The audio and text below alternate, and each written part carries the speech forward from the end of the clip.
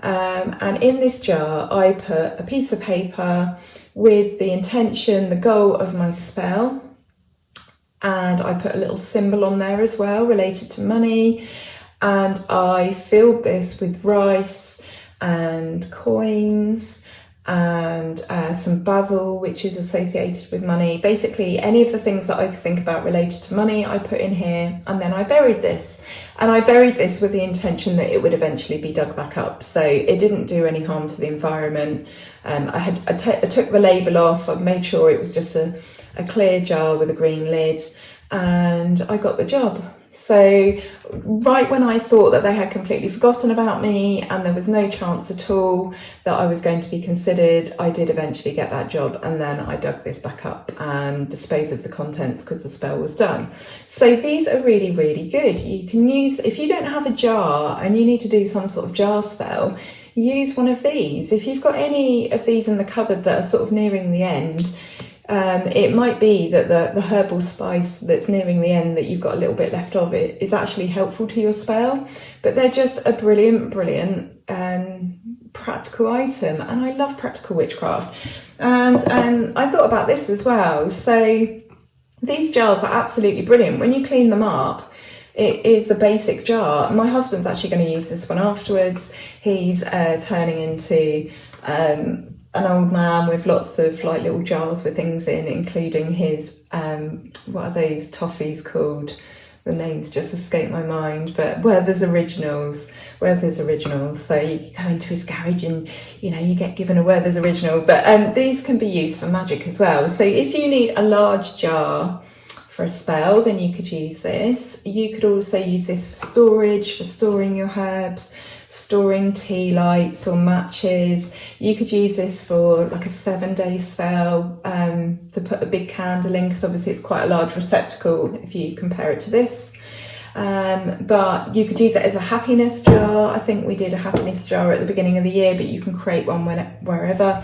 And you put little pieces of paper in each day to make a note of the things that made you happy or you're grateful for. And then it's quite addictive. As you see the jar filling up, it just makes you look out for those good things, because you want to cram it full. So a very, very good way of turning your mindset around. If you're particularly negative, then starting one of these is such a great idea. You could use this as a lantern. You could wire up using some wire. You could wire up a handle, and this could be particularly helpful if you need a light. If you're, I don't know, you're going to an event somewhere and it's outside and it's dark and you need a lantern and you haven't got time to go and buy one somewhere or order one, then you could use a jar like this. So everyday items are so good for witchcraft. They don't have to be fancy, items that are dedicated to the job of witchcraft. Make, do, amend. That way, you'll always have something and you don't necessarily need to spend any extra money.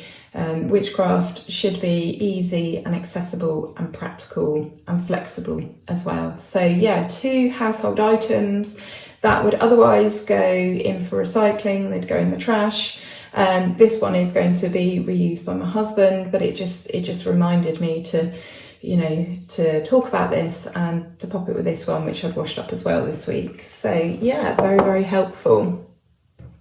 So there's been a bit of a mystery at my house this week, and I can't say that I'm feeling too positive about this. I found something tucked under my bed that to me looks like magic, and that's really, really weird, because other than my stepchildren, there hasn't really been anyone who's had access to our house, and certainly not my bedroom. But this was tucked under my side of the bed. It's a total mystery.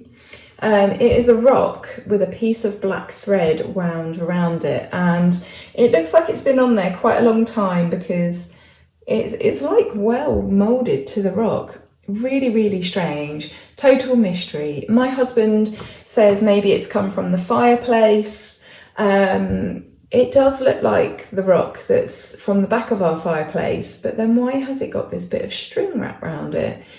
It looks magical to me, it does, I must admit. And when I first found it, I was like, what the fuck? But who knows? So I'm going to destroy this. I'm going to get rid of this. I'm going to make sure this goes far, far away, just to be sure. What do you think it is? Have you ever seen anything like this? Do you think I should keep it? Do you think it's right for me to destroy it? Where do you think I should go with this? My first thought is to get rid of it. I don't know. I mean, it doesn't feel like it's got a bad energy attached to it, but it's just so weird. It's just, I've never seen it before in my life. We regularly pull the bed out in our bedroom and vacuum under it because of, you know, the dust and the spiders and the cobwebs, because we've got floorboards, so all the dust and hair and stuff seems to sort of get sucked under there. But yeah, really, really strange. Not used to strange things like this happening. Tell me what you think. Tell me what you think. So I thought we'd think about some witchy sayings. I've seen some of these around recently and it got me thinking. And I saw, this is one that I actually saw somebody say to somebody else, and that is, I wish you everything you deserve. And I just thought that is just the ultimate blessing or curse, isn't it? And the outcome of that very much depends on how you've lived your life. I wish you everything you deserve.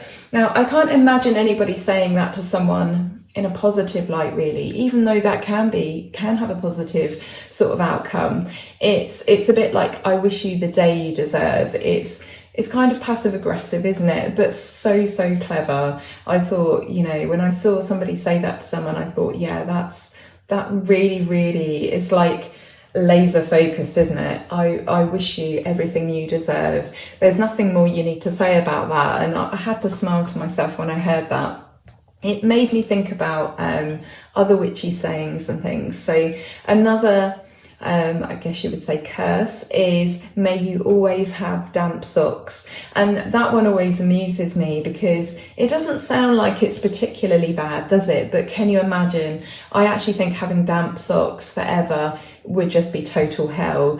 I definitely couldn't handle that. And it almost sounds a bit sort of like Hobbit-esque, doesn't it? Like that's been created by Hobbit. I don't know why, but whenever I hear that one, I always think of hobbits. But yeah, I think that's my favourite. May you always have damp socks.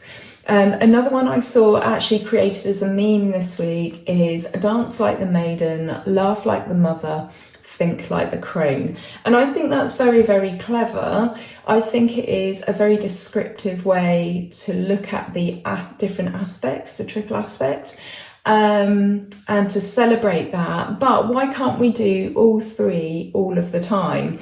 Why is there this idea that the maiden will dance, not just because she's young, I suppose, but because, you know, she's just beautiful and carefree, but the crone, she only gets to think. And I don't know. I don't know if that is playing into some of society's sort of views of women. Even though this is like a pagan saying, I don't think it's particularly helpful actually, because actually I think that as you become a crone, and if I'm not there already, I'm definitely heading into it, certainly physically with sort of the issues that I've got, and also sort of like the family history of how long we've all lived. I actually think I'm more likely to dance as the crone, because you develop a certain amount of wisdom as you get older and a certain amount of freedom and feeling carefree, because you don't worry about things in the way that you do as a younger person. So I don't know if this is a bit stereotypical when it comes to women, and whether it just perpetuates some of society's views on women. But it's nice, isn't it? It is nice. But my first thought is, well, why can't we do all three all of the time? You know, the mother laughs. Well, so does the crone, because the crone has, you know, the wisdom, but then also so does the maiden. She's having a great time. One more that I saw as a post, I shall pop it up, is, if outside validation is your only source of nourishment, you will hunger for the rest of your life. And I think that is so, so true and so important. As we're going into the dark half of the year, obviously it's a time for inner work and introspection. And I think that Lunasa is a great time to reflect and to make plans for the next turn of the wheel. And for everybody that's watching, I would really, I mean, I'm not in the habit of telling you guys what to do. But I would really, really love it if you spent the next turn of the wheel, starting at Lunasa, thinking about the things that make you guys absolutely fabulous. Self-love is so important. It's so important for our mental health. And it's one of those things that when you practice it, it gains momentum. So it's not always easy at first to practice self-love, but it's so important. If we think about this from a magical perspective, you are the magical ingredient in your magic and in your spells and your rites and your rituals. And if we can create magic, then surely that must mean that we are magic. So that for me, when I kind of had that epiphany one day, that was a real turning point for me, because actually we are all magical. You might not like the way you look or an aspect of your personality, but that's what makes you human and that's what makes you magical. When you have self-acceptance, it frees you up for other things. It frees your energy up for other things. And in fact, it actually allows you to work on the parts of yourself that perhaps, you don't like as much, or perhaps aren't so pleasant. When you love yourself wholeheartedly, that's actually, I feel, an act of rebellion. If you look at adverts for women and men too, I know there are like hair adverts for men about dyeing your hair, getting rid of the grey. Actually, loving yourself is an act of rebellion. We're told time and time again by society that we are not good enough unless we hide our greys, unless we wear makeup, unless we do this, that or the other. And there's lots of pressure on people as well to be economically productive and to earn money and to be a good mum and a good wife and a good this and a good that and a good employee. And that can just cause so much pressure, and for us to not look at ourselves in a positive light. And so loving ourselves is actually an act of compassion in a very, very hectic and chaotic world where we're not being given positive messages about ourselves. So and this isn't about arrogance, this isn't about that kind of loving yourself where you think you're better than anyone else and you're big-headed and you show off. This is about just purely loving yourself, recognizing your worth, recognizing your value.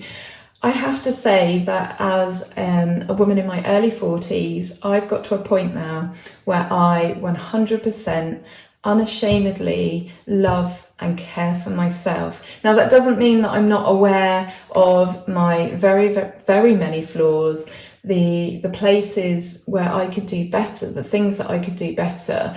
I'm working on those all of the time. So because I've observed those, I've accepted them, it means I can work on them. So it's a work in progress the whole time. And, I find myself in situations with people or when I'm having conversations and I reflect back and I go, do you know what? I could have done that better. And it was the same 100 times before, but do you know what? We'll work on that. We'll work on that. And by accepting myself, warts and all, it gives you such a feeling of freedom. So as long as you're trying to improve, you're trying to do your best, you're trying to be a good human being, you can't go wrong really. And you do free up so much energy for, loving yourself, loving other people. When you struggle with loving yourself, there is no space for loving other people because you're just so twisted up. And so I think that Lunas is a really good time to think about this. We've had the summer solstice, and that is the peak. That was the peak in terms of the longest days, and the longest day and the shortest night, and the most amount of warmth and light. The dog days of summer, the hottest part of the year. But we're actually at Lunasa, that's about peak light as well. We're now in the darker part of the year, the darker half of the year.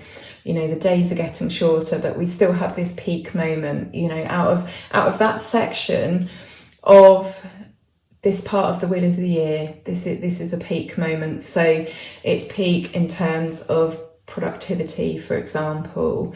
It's peak in terms of these are like the last moments to enjoy the summer, really, before we properly start that incline towards Samhain.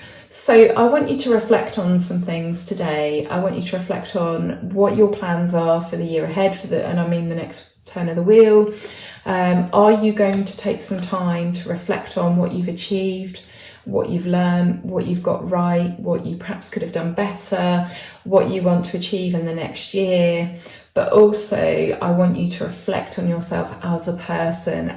And rather like the ancestor gifts that we spoke about earlier, I don't want you to focus on what you're not good at. I want you for the next year to focus on the things you love about yourself, the things that you get right, the things that you're proud of, things that make you a good human being, because that's what it's all about.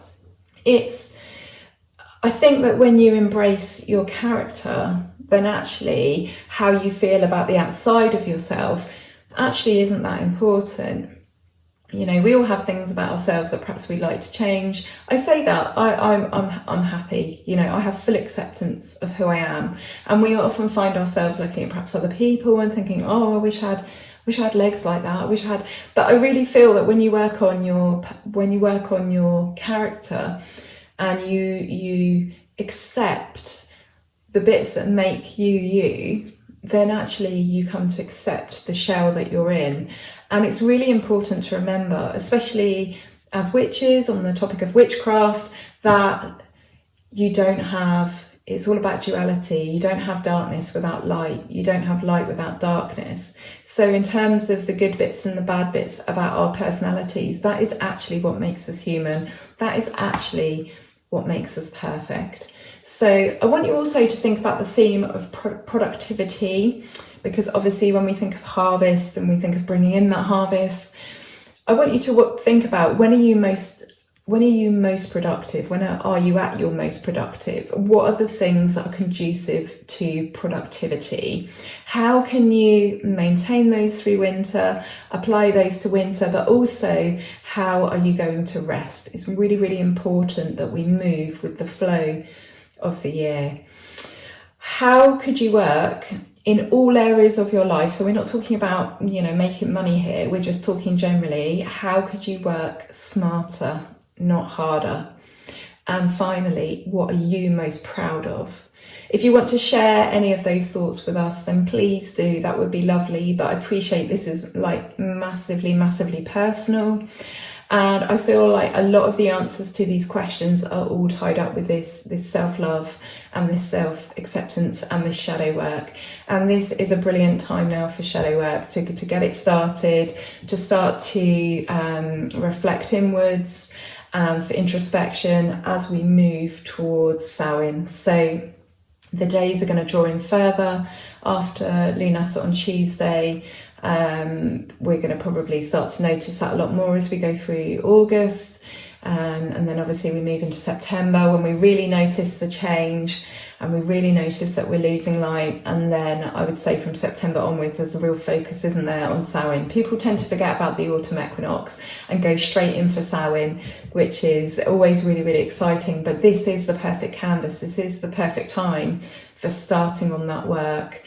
Because then after Samhain we'll be then looking towards the winter solstice, and we'll be thinking about regaining that light again. We'll be thinking about those days getting longer, only ever so slightly. I mean, we'll be in the absolute depths of winter at the winter solstice, and there's still quite a few months, hard months after that, but we will be focused on light and moving things more outwardly. So this is a prime time to think about introspection, because at this part of the year we still do have warmth, we do still have light, we do still have that energy to put to this task. As we get closer to Samhain, it will become more difficult to carve out that time. For some of us, our thoughts will literally be on staying warm, not spending too much money on energy, keeping ourselves healthy, and perhaps we won't feel like reflecting on these things. So now is a perfect time. So I think it's time we do some cards. Let's have a little look at the energy for the week ahead and what might lie in store and how we can approach the things that we might encounter. Let me know in the comments what you've been up to. Have you had a good week? Also, if you've got a question for Aunt Tabitha's mailbag, please submit those to my email, thecemeterywitch@yahoo.com. I'll put that up on screen. And actually, if it makes it easier, you could actually put your question in the comments. One way to do that would be to start it with Dear Aunt Wren in capitals. That might be an easier way to do it actually, but obviously it depends whether you want people to see your question or not. Because I will make them anonymous, I think. Yeah, I'll make them anonymous. And then you could send me a message over Instagram, but I get flooded with so many messages over there that sometimes it's hard to pick them up. But again, just start with Dear Aunt Wren in capitals as the very, very, very first thing that you write, and then I'll be able to see that in my mailbox. Okay. So today we have the Fool. We have the Ten of Pentacles. We have the Ace of Cups. We have the Emperor, and we have the Hierophant.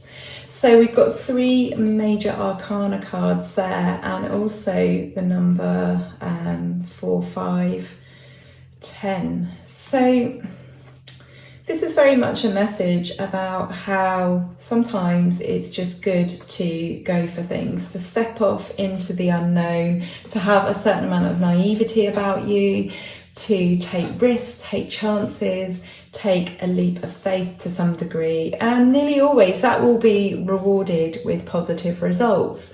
In all situations, you will at least learn something. The reward might be a lesson learned.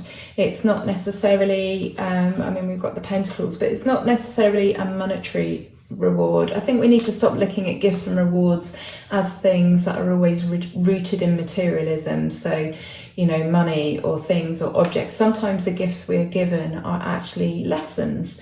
And sometimes those are really, really important for us. And sometimes those lessons help us zero in on, what else it is that we need to do or achieve, or where we need to go in life. So rather like talking about self-acceptance just now, and sometimes when you free yourself up and you accept yourself, that gives you energy and insights into other things, and I feel like that is the way of life as well. So it's really, really important to remember that you have intuition and the sort of the life force running through you at all times, and you only need to tap into that to be able to access your wisdom and the things that you need to be successful. It's flowing through us all of the time, and the more you allow it, the more you go with the flow. You let this creativity and these ideas just flow through. And I think that is the trick sometimes, to achieving things and to meet with that prosperity, is to just allow yourself to go with the flow. I feel like this reading is very much linked with what we've just been talking about self-love and self-acceptance. And I think it's really, really important you embrace that part of yourself that can look at the inner child as kind of like split yourself in two and have like the parental, fatherly sort of role, looking at the inner you, the inner child of you, and help guide yourself through life, through situations, through things. I definitely try and do this. This has been part of my shadow work and definitely adds to that, those layers of like love and self-acceptance. It definitely adds to that. And I think it's really, really important that you have belief in yourself. And again, I feel like these cards really, really hark back to what I've just been talking about. I feel like this is a really, really lovely, positive hand for the week ahead. You have the key within you. You have the skills and the abilities and the maturity to, you know, really run with things and make them abundant and prosperous. So what a lovely reading for the week ahead. It's all within you. I mean, it's like when I always talk about the magician with all four tools, all four suits on the table next to him where he stood. You know, you really do have everything you need within inside you. I think if there were one card I'd pick out of the tarot deck that I think has the most important message of all, I think it's the Magician. Yeah, so I'm wishing you all a really, really lovely week. Thank you so much for being here. Thank you so much for watching. I'm becoming aware of, you know, the people that are, you know, people are telling me, I watch your video every week. It's like sitting either with a literal friend, if I know you, or if we've never met, like sitting with a friend and having a cup of tea. And that's exactly how it is for me. I love doing this perhaps as much, if not more, than perhaps you enjoy watching this. It's a really, really good outlet for me. So thank you so much for your support as always. I'm wishing you an absolutely fantastic Lunasa, whatever you are planning to do. I'm going to our Moop Lammas picnic tomorrow, so I'm really, really looking forward to that. I'm looking forward to sharing time with like-minded people, sharing literal food. That's one of the, I guess, what's the word I need? It's sort of a tradition of Lunasa is to share what you have, especially when it comes to food. That would be seen as, I can't find my words today. We need to print those t-shirts, don't we? We need to print those t-shirts about the teeth. But maybe I need one about the brain as well. But yeah, have a great Lunasa, have a wonderful time. Spend some time thinking perhaps about what you could change, what you could do better. But more importantly, I want you to think about what you have achieved, what you're good at, what makes you a good human being, what you're proud of. Let's have some positivity going into this sort of darker part of the year as we crawl towards Samhain and the winter solstice. Let's concentrate on all the things that are good and bring light into our lives. I think that's really, really important. There's too much darkness at the moment, and as we tackle the literal dark, I think we need to really focus on bringing the light in. So wishing you all a wonderful week. Thanks for being here. Take care, and I'll speak to you soon. Take care for now. Bye.